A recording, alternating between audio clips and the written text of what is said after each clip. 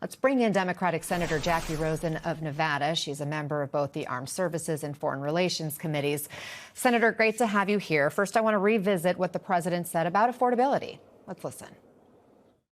They say, oh, he doesn't realize prices are high. Prices are coming down very substantially. But they have a new word. You know, they always have a hoax. The new word is affordability.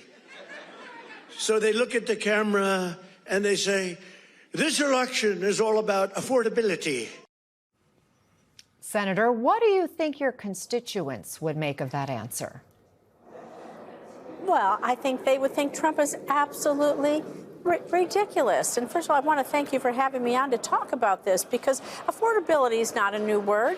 And if you're a regular person, not a billionaire, with all your billionaire buddies in the cabinet, flying around in your private jets and vacationing on your private yachts, you would understand that when you went to the grocery store, when you went to pay your utility bills, when you went to pay your rent or mortgage, everything is going up and up.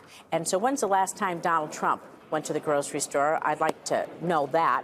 I'd like to know what's on Donald Trump's grandchildren's Christmas list as he tells people to buy less gifts. What are all of his cabinet? What are they buying for their friends and relatives? I'm sure every grandkid gets a yacht. Kristi Noem's getting a couple of planes. We know that. And so it's absolutely ridiculous. He can't hide from what my constituents, from everyone I know, they go to the market every week, at least once a week, and they see those prices, and they can't hide from that. Yeah, speaking of affordability, let's talk about health care as well. Close to 95,000 Nevadans could lose enhanced ACA subsidies if they expire at the end of this year.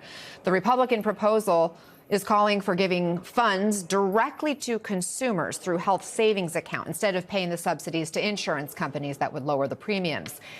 I guess if the choice is either or, why won't Democrats go along with that, Republican idea? Well, first of all, let me tell you this. After 40 days, it became clear to us that Republicans were trying to run out the clock and let it go to December 31st with the shutdown, when ACA window closes to enroll and the subsidies would fully expire. We got a vote. We're going to have that vote tomorrow morning, I believe, to do a clean extension. We didn't add any Democratic wish lists. We didn't add anything else. We just want to say don't kick millions of people, make them make that choice between health care, food, or rent. And so they can go on the record. I have some of my colleagues saying, well, we're all going to die anyway. We have other colleagues who say people don't actually need insurance. It's absolutely ridiculous. They can go on the record and see if they care about their friends, neighbors, and relatives' ability to get insurance. And as far as giving the subsidies to people, that doesn't change the issue, because the insurance companies are not going to lower the prices. So you'll give it to someone. They're going to give it back to the insurance agency. It's not addressing the affordability issue that we have right now in our healthcare system. And so it is a ridiculous bill that they're putting forward. If they were smart, what I've been asking to vote for the extension, let's put together a bipartisan group of us. Let's find those bills that were ready, have good bipartisan support over the last few years, things we agree on. Let's put that package together. Do that first to address some of the issues of fraud or affordability, and then we can continue to discuss other common sense reforms or argue about the things we disagree on. But it shouldn't prevent us from moving forward on extending the subsidies and doing what we agree on. That's what I've been asking for all along. Let's pivot to the ongoing fallout from the boat strikes. The Republican chair of the House Armed Services Committee, again talking about the House, says he is ending their probe. You're on the Senate side of this. What are you hearing from your Republican colleagues? Are they ready to just move on as well? Well, I certainly hope not. And I can tell you, Chair Wicker, a veteran himself, both Roger Wicker and Jack Reed, both veterans, they're Democratic, Republican leaders of our Armed Services Committee. They understand the importance of doing a thorough investigation. That it's important for our men and women who serve right now that they understand what the rules are and that we follow those rules, that their families who serve alongside with them feel that their family members are protected and taken care of. And I wish that Secretary Hegseth would just listen to the Secretary Hegseth when he was a Fox News commentator who railed on Trump at that debate. saying that all of these things, if you followed illegal acts, what that would do to morale and how that would change. So now that he's become secretary, he's changed his tune. What's happened, if we believe what we see on this double strike and others, we should see that intelligence, we should see the strike, this should all be transparent. It's murder. It's a war crime. There are rules of engagement. The United States needs to stand for something.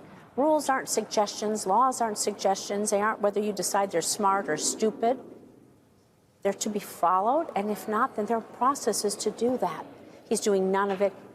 Secretary Hegseth should resign, and depending on where this investigation goes, if it is a war crime, he should be impeached. We know there have been a number of briefings now with lawmakers on this issue about the boat strike, specifically about September 2nd and what happened with killing those survivors.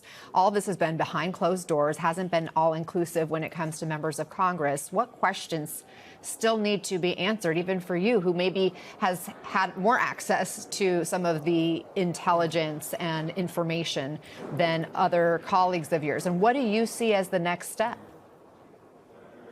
Well, thank you for that question. I can tell you I have seen the Office of Legal Counsel report. I can't talk about it. It's still classified. It is a legal opinion. Lawyers on the Armed Services Committee who had access to seeing this and others say it is flimsy at best. It should be declassified for everyone to see the justification. Also, on these boat strikes, they should declassify the intelligence, or at the very least, give it to those of us, I said on Foreign Relations and Armed Services, so we can see what happened and also see the transcripts, everything about these strikes. We're hoping that at least those of us on Armed Services are going to be able to see that video, see the transcripts. We know that leadership has seen it. Everyone in Congress should see it. Let the facts determine where we go forward. This is why we need a robust investigation. This shouldn't be a partisan issue. This is about respect for our country, respect for the rules of engagement, respect for our veterans, and especially for our active duty military. It's about respect and convention, and we need to be sure that we are doing what we need to do to be sure that America is still that trusted and respected country around the world. Secretary Hegseth doesn't have the character or demeanor. He just likes to, well, I'm just going to say it this way, he just likes to show pictures of blowing shit up. I got a bunch of video games, if that's what he wants to do that don't put any active duty men or women in harm's way.